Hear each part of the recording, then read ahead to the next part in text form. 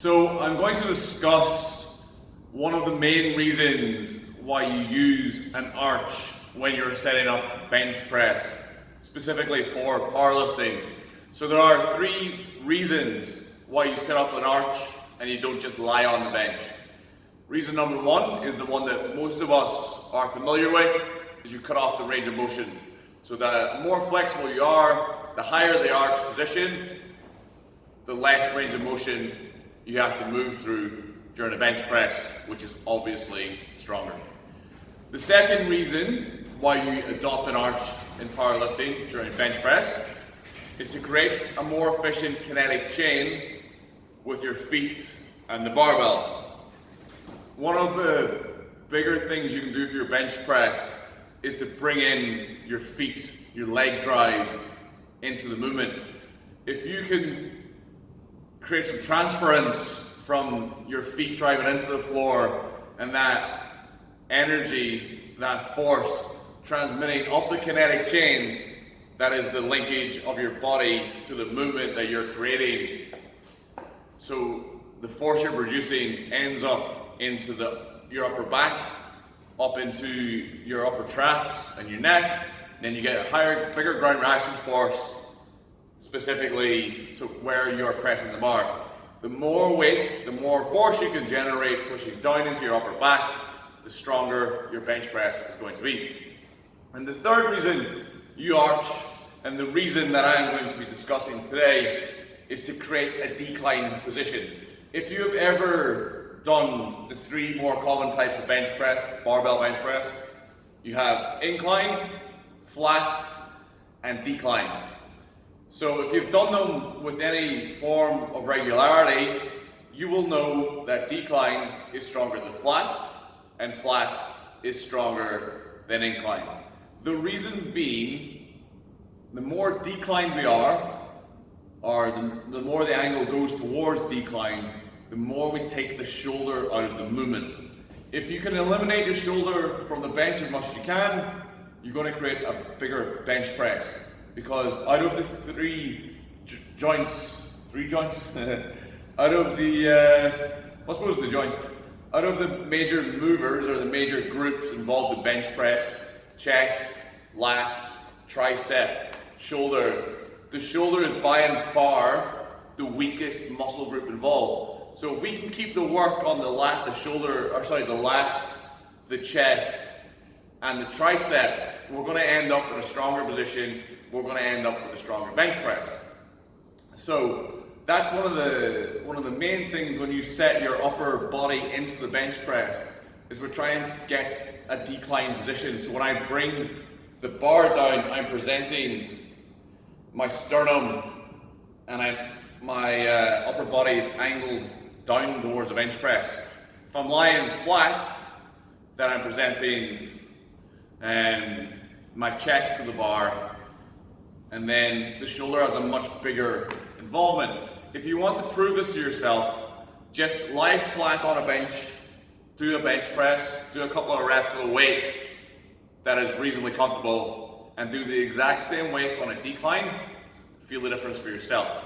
So I'm just going to discuss when you're setting up and before you take the bar out, what you should be looking to achieve with your upper body and your upper back.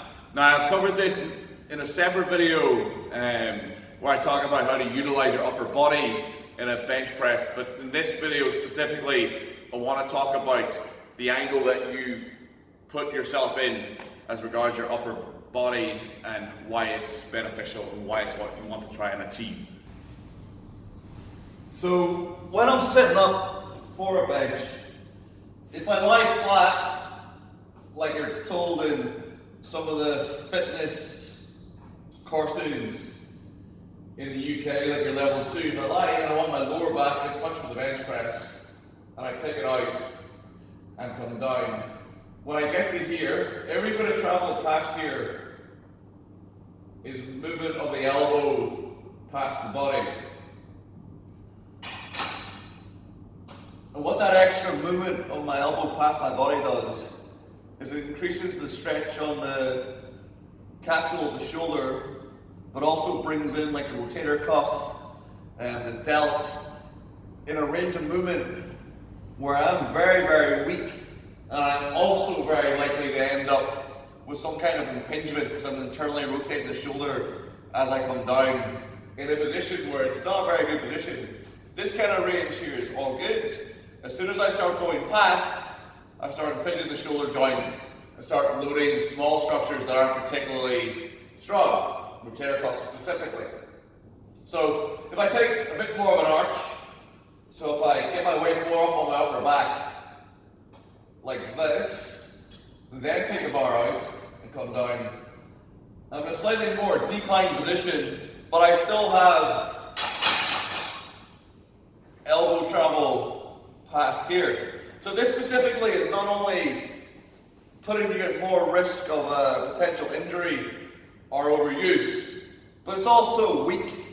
So it's something we're going to try and reduce as much as possible. If I was to set up a position that I personally can't achieve by having my ass up off the bench, so I was to present this position, take it out and then touch lower, then that is much reduced.